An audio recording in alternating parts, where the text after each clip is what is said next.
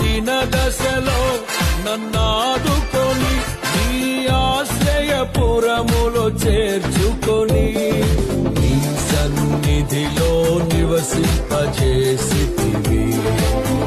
నీ ప్రభావ మహిమలకే నన్ను సాక్షిగా నిలిపితివి.